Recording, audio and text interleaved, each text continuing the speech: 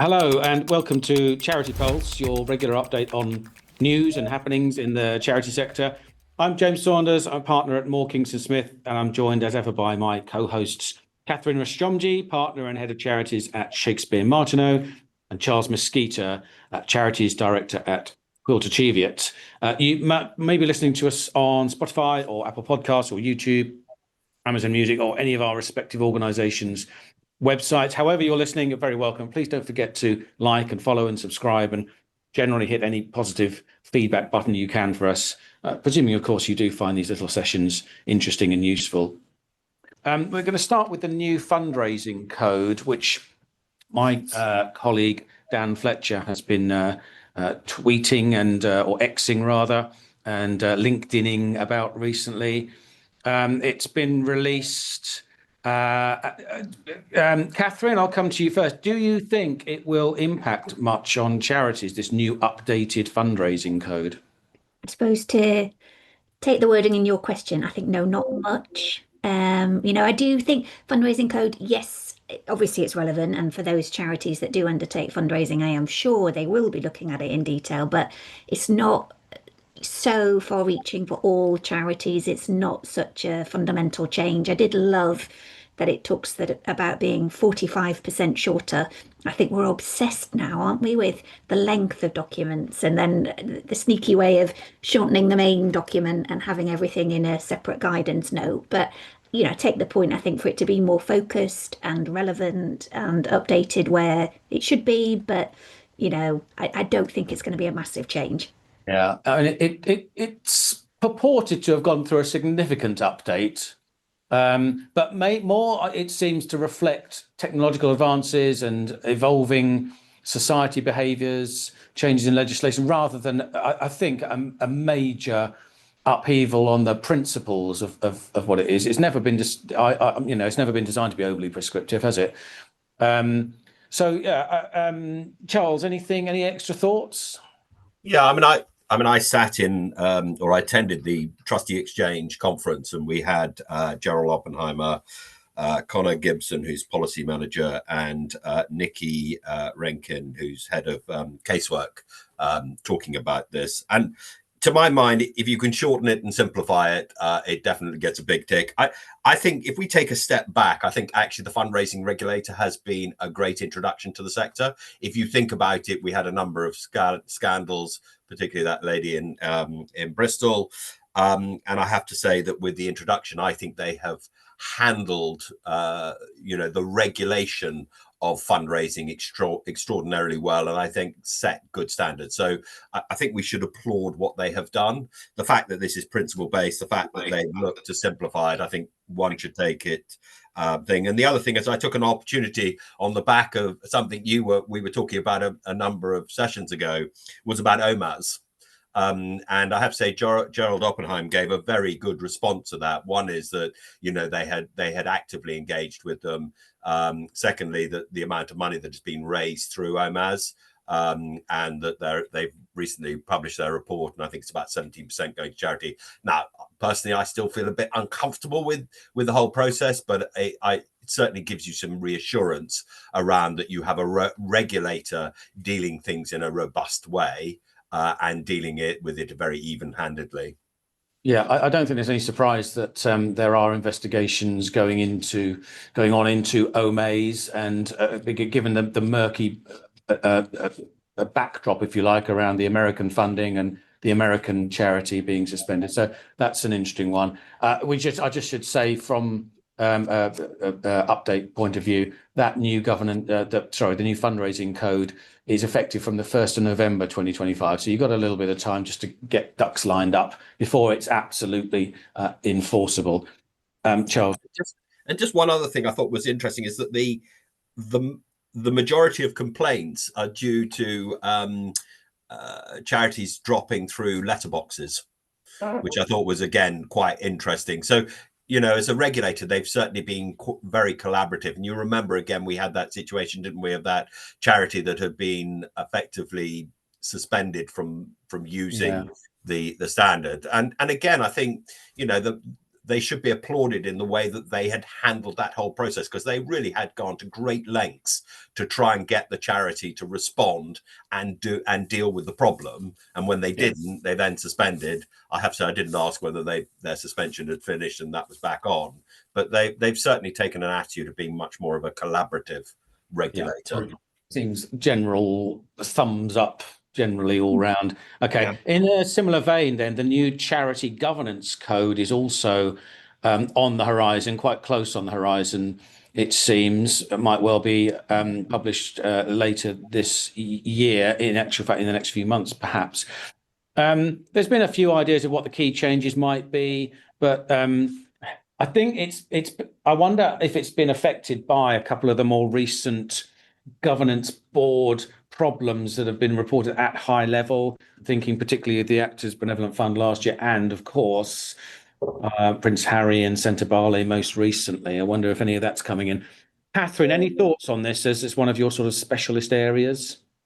Yeah, I mean, I'm not, I could be wrong, but I'm not expecting any massive changes. And I think with the governance code, most feedback is it is good.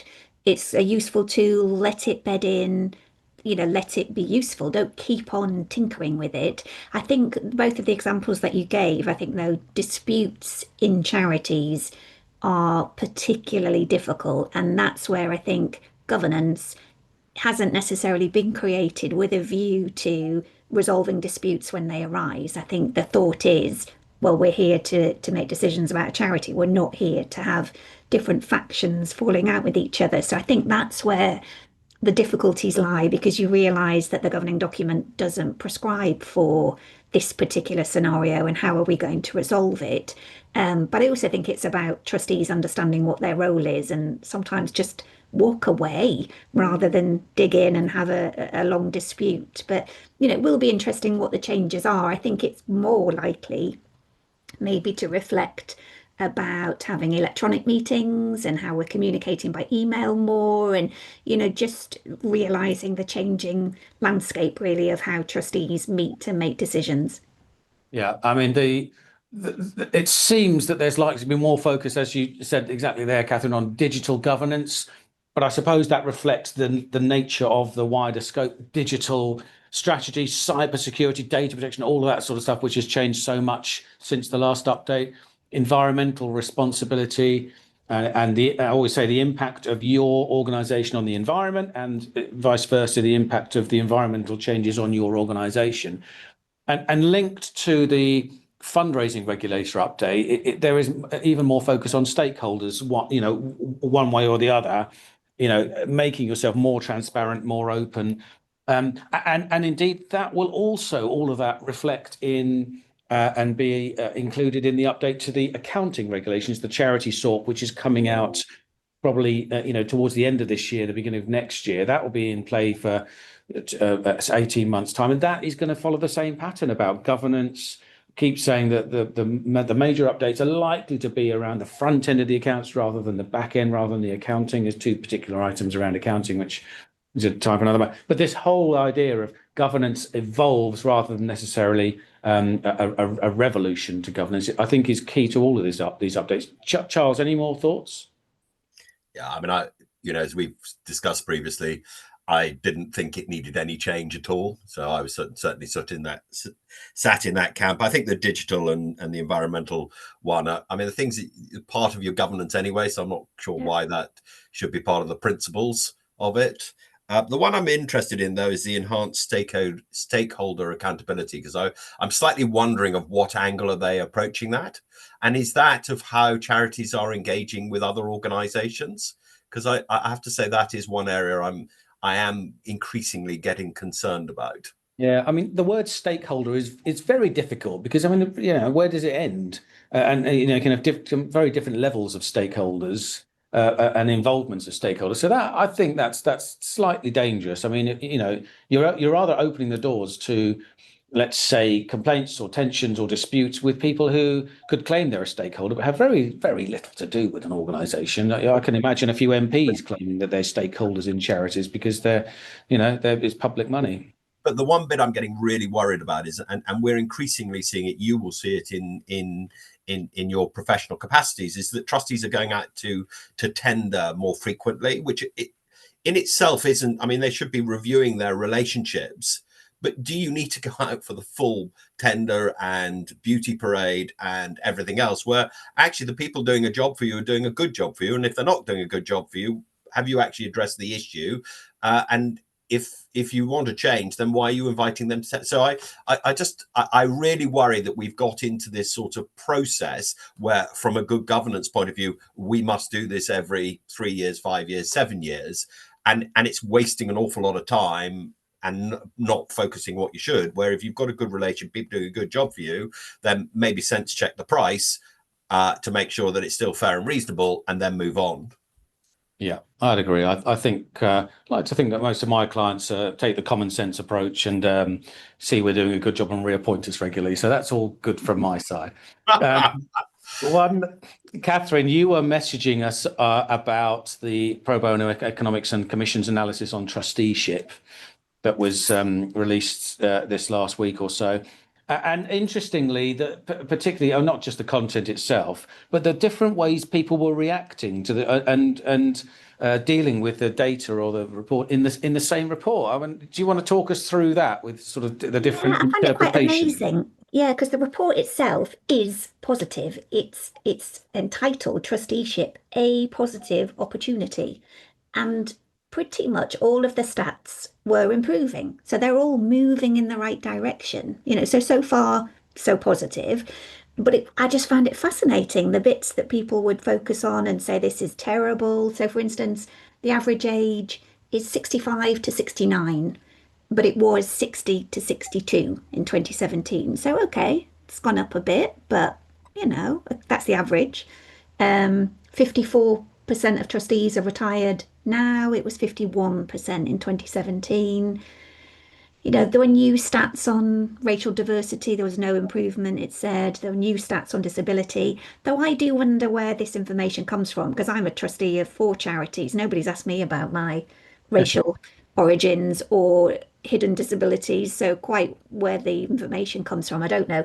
The bit I obviously found absolutely hysterical on the, oh my God, the world's gone mad, was there was a comment that boards were lacking in legal expertise, and that was this kind of almost gaping hole, that boards needed trustees on there with legal experience so that they wouldn't have to buy in external legal advice. And of course, immediately I'm thinking, well, this is absolutely ridiculous. But also, I'm amazed that legal would be featuring so highly. I would often hear that it's financial, that you're looking for trustees with good financial acumen and knowledge that are needed for boards, rather than legal is a kind of, I wouldn't say it's a constant that's needed on a board.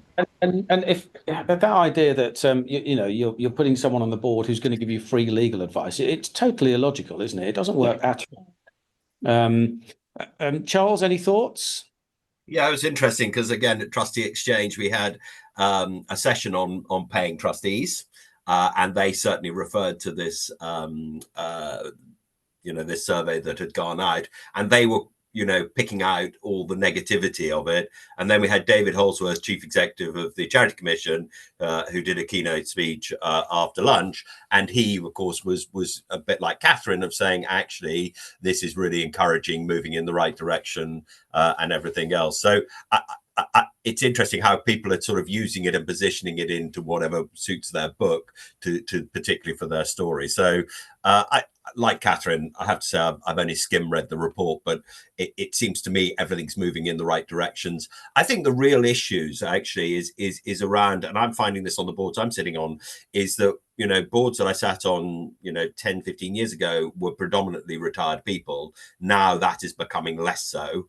And the issues we're having is, when should we meet, what sort of times of day, because people are busy, and making sure that when we have meetings that they are very focused and we're getting on with stuff. So I think those sorts of dynamics, and also a much more scientific approach, I think, to who you recruit onto boards. We debated paying trustees before, and I think we probably know where we all stand. I mean, I don't want to rehash the debate about right or wrong or yes or no. But Charles, do you feel that there is a movement towards the view that trustees should be paid? Because that seems to be coming through. And I know it's easy to make, it's easier to make the argument for change than to make the argument for staying the same. But do you feel there's a movement? I mean, Trustee Exchange that you went to, do you feel that there's a movement, that there's more, either there's a protagonists are more vocal or are more numerous? So I think that's a really interesting question, because when I got I looked at the program of Trustee Exchange, I was really surprised that we had payment of trustees as one of the leading. In fact, it was the first session we had of the day, because I have to say I'm not really coming across it for people doing it. So I was quite intrigued from that basis, and it was, again, we had Paul Latham from the Charity Commission on it, and Baroness Jill Pitharthley, I probably pronounced it incorrectly, on there, and Mitta Deze, who is the CEO of the Young Trustees, who was very much so pro the payment. I think there is some confusion around expenses, paying for products and services. So I think a number of people charities been asked the question about, do they pay trustees? And I think they've answered yes, but I think they've answered yes, not necessarily to the right answer.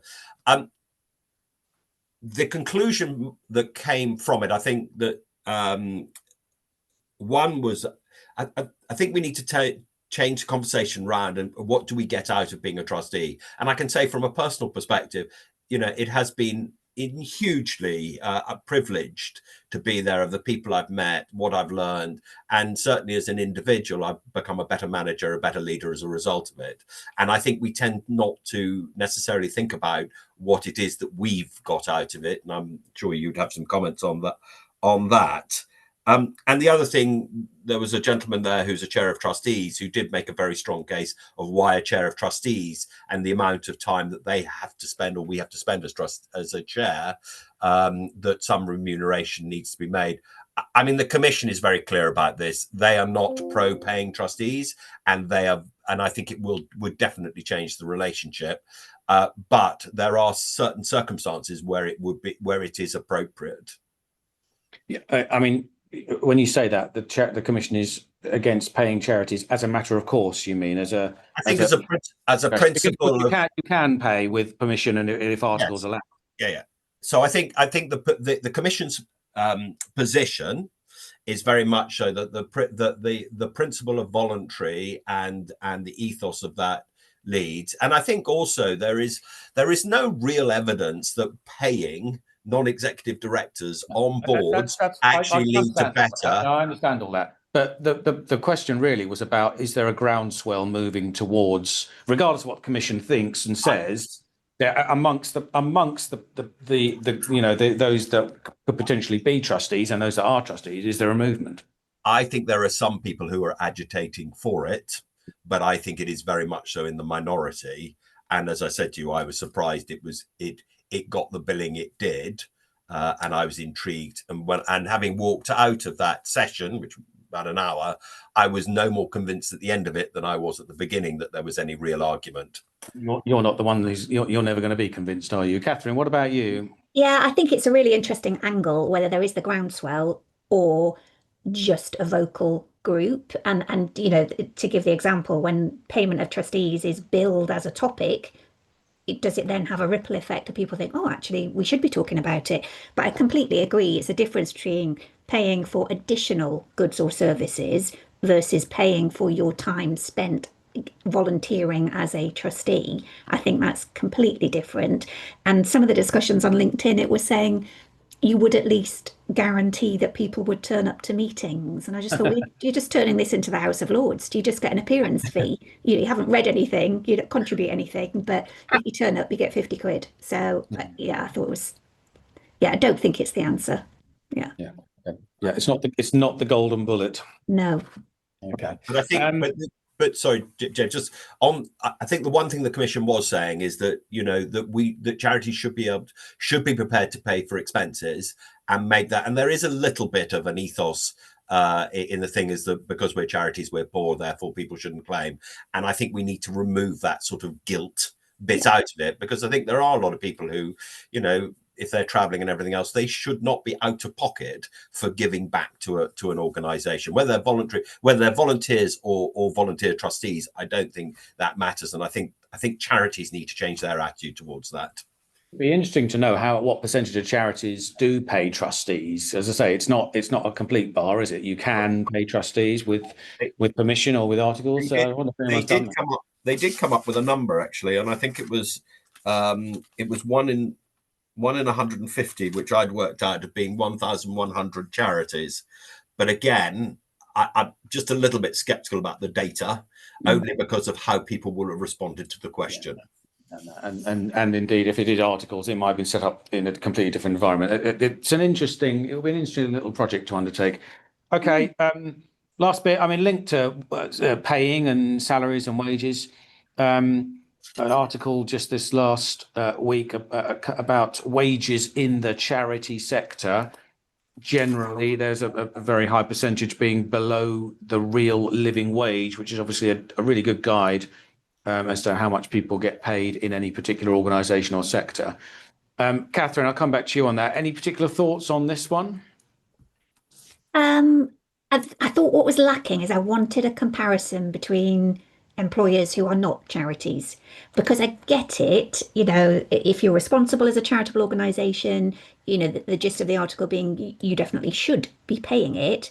But I just was not surprised in the slightest that charities are not paying it when we're hearing about them struggling to meet the increased NI contributions and just generally what a squeeze it is. I'm sure they would love to be able to pay the real living wage and want to, but I just thought it's a financial reality that they can't afford to. And I just thought it was a bit lacking that we didn't have a comparison to what proportion of non-charities are actually paying the real living wage, rather than some of the massive brands.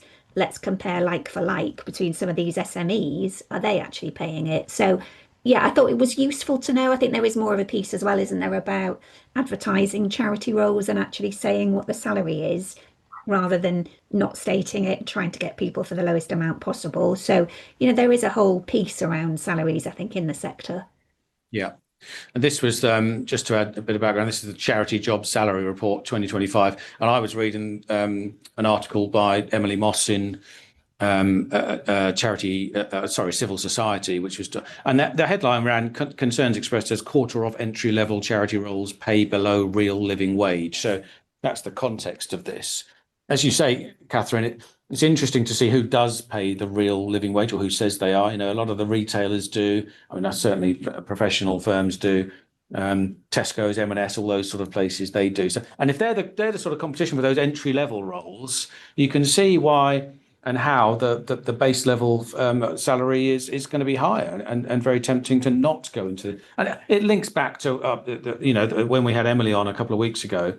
About that rewarding element, and indeed what Charles was saying, that rewarding element of working for charities. Charles, any thoughts? Yeah, I mean, I think it's very simple. We have a moral obligation as organisations that are there to do good, to pay fair wages. And if you want to recruit good people, you've got to pay them properly and pay them competitively.